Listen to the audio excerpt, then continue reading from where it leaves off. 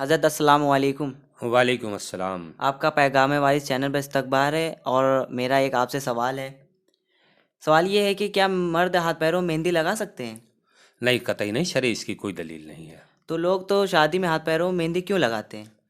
دیکھیے، کچھ چیزیں ایسی رائج ہو گئی ہیں ہمارے سماج میں جو لوگ سنت کا نام دے دیتے ہیں، اور ایسا کوئی بھی وہ نہیں ہے، کیونکہ صرف مہندی لگانا ہی سنت نہیں ہے۔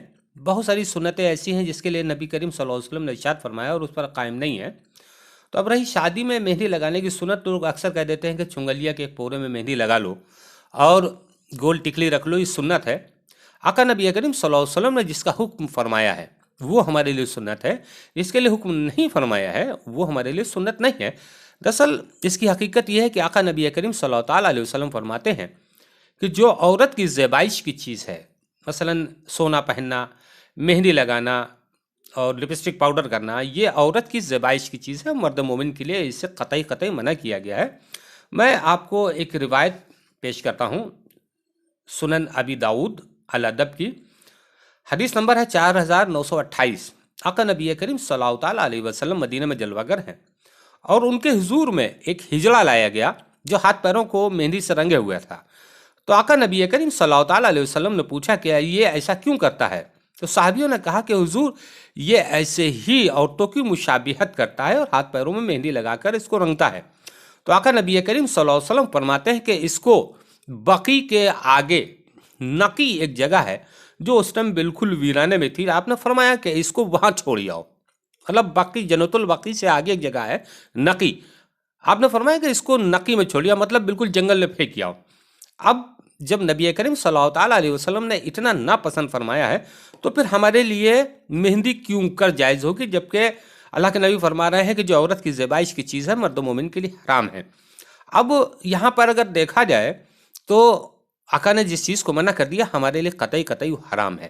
اب رہی بات اس کو ہاتھ پیر رنگنے کی، تو راوی ابو اسامہ بیان کرتے ہیں کہ نقی ایک ایسی جگہ تھی جو مدینہ طیبہ سے کافی دور تھی، اس جگہ کو نقی کہتے تھے۔ تو کیونکہ اب اس حدیث سے ثابت ہو گیا، دوسری حدیثوں سے بھی ثابت ہے کہ آقا رسول کریم صلی اللہ علیہ وسلم فرماتے ہیں کہ جو عورتوں کی زیبائش کی چیز ہے مردوں کے لیے حرام ہے، اس لیے مردوں کو مہندی لگانے کی ممانعت ہے۔ اور تائید اس کی دوسری حدیث سے بھی ہوتی ہے، صحیح البخاری اللباس 5846 حدیث نمبر ہے، جس سے اس کی تائید ہوتی ہے۔ حضرت انس رضی اللہ تعالیٰ عنہ فرماتے ہیں کہ رسول کریم صلی اللہ علیہ وسلم نے مرد حضرات کو زعفران لگانے سے منع کیا ہے۔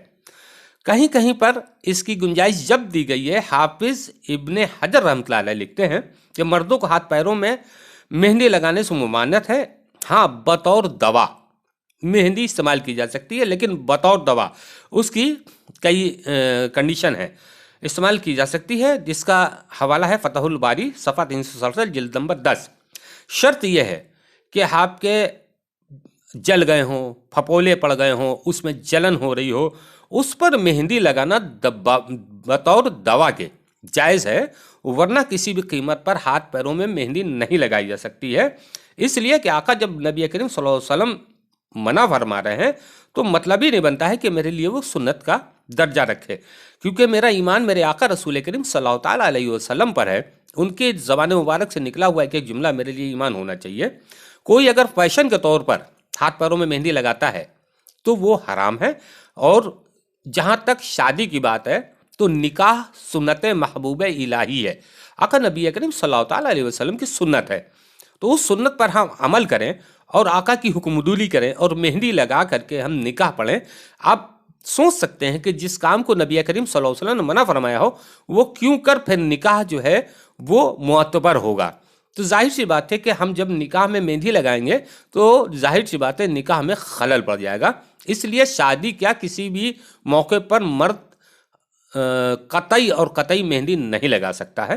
اگر آپ نے فیشن کے لیے ہاتھ پیروں میں یا داڑھی اور سر میں بھی لگائی کہ ہم خوبصورت لگیں گے تو یہ بھی آپ کے لیے حرام ہو گئی۔